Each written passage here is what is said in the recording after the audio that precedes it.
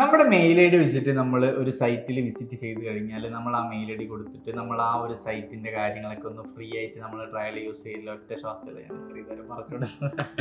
അതായത് ഇപ്പൊ നമ്മുടെ മെയിൽ ഐ ഡി വെച്ചിട്ട് നമ്മളൊരു സൈറ്റിൽ കയറി കഴിഞ്ഞാൽ നമുക്ക് ആ ഒരു സൈറ്റിലെ കാര്യങ്ങൾ എന്താണോ അതൊക്കെ ജസ്റ്റ് നമുക്ക് ട്രയൽ എന്ന പേരിൽ ഫ്രീ ആയിട്ട് ഫസ്റ്റ് നമുക്ക് യൂസ് ചെയ്യാൻ വേണ്ടി പറ്റും അല്ലേ. ഇപ്പൊ നമുക്കറിയാം വന്നതിന് ശേഷം ഒരുപാട് സൈറ്റുകളുണ്ട്. അപ്പൊ ഏതിൽ കയറുകയാണെന്നുണ്ടെങ്കിൽ നമ്മൾ എന്താ കൊടുക്കുക? Email I D. ഇതൊക്കെ എത്ര ഇമെയിൽ ഐ ഡി ഉണ്ട്? ഒരു 3 ഉണ്ടാവും.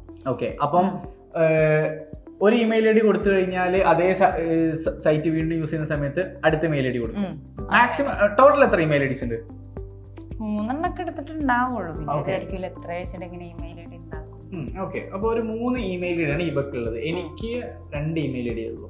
ഈ 2 മെയിൽ ഐ ഡി വെച്ചിട്ടാണ് ഞാൻ യൂസ് ചെയ്യാറ്. അപ്പോൾ ഞാൻ ചോദിക്കട്ടെ, ഈ 3 ഇമെയിൽ ഐ ഡി കഴിഞ്ഞാൽ പിന്നെ എന്താ ഇവ ചെയ്യാം? അതായത് ഇപ്പോൾ ഒരു സൈറ്റ്, ആ ഒരു സൈറ്റ് ഇവക്ക് യൂസ് ചെയ്യണം.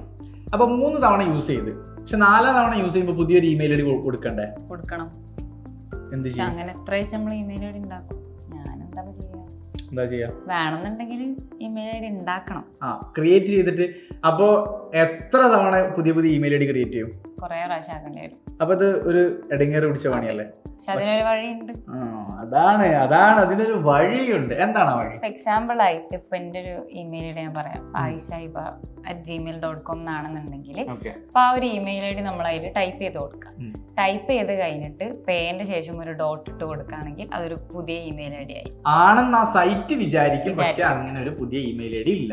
അതാകുമ്പോ നമുക്ക് മറന്നു പോകുന്ന പ്രശ്നം വരില്ല. അതുപോലെ തന്നെ ഇപ്പൊ ഇനി വേറെ ഇതേപോലെ ഒരു ഇമെയിൽ കൂടി ഐ ഡി വേണമെന്നുണ്ടെങ്കിൽ ലെറ്റർ ഏതാണോ അതിന്റെ ശേഷം ഒരു ഡോട്ട് ഇട്ട് കൊടുക്കുക. അതുപോലെ തന്നെ നമുക്ക് ഇങ്ങനെ ഡോട്ട് ഇട്ട് ഇങ്ങനെ നമുക്ക് എത്ര മെയിൽ ഐ ഡി ആണെങ്കിലും ഒറ്റ മെയിൽ ഐ ഡി ത്രൂ നമുക്ക് കണക്ട് ചെയ്യാം. ഇതിൽ വേറൊരു ഉപകാരം എന്താണെന്ന് വെച്ച് കഴിഞ്ഞാൽ ഈ ഒരു ഇമെയിൽ ഐ ഡിയിലേക്ക് വരുന്ന OTP കളെല്ലാം നമ്മുടെ മെയിൻ ഇമെയിൽ ഐ ഡി ഏതാണോ അതിലേക്ക് തന്നെയാണ് വരിക. ഈ ഒരു ഡോട്ട് ഇട്ട് എന്ന് വിചാരിച്ചിട്ട് വേറൊരു മെയിൽ ഐ ഡിയിലേക്കൊന്നും ഈ ഒരു OTP കാര്യങ്ങളൊന്നും പോകില്ല. സോ നിങ്ങൾ ഇതൊന്ന് ചെക്ക് ചെയ്യുക, ഇത് നിങ്ങൾക്ക് കറക്റ്റ് ആയിട്ടാണോ വർക്ക് ചെയ്യുന്നത് എന്നൊക്കെ നോക്കുക. ഇത് ആക്ച്വലി ഇതൊരു സിമ്പിൾ ട്രിക്കാണ്.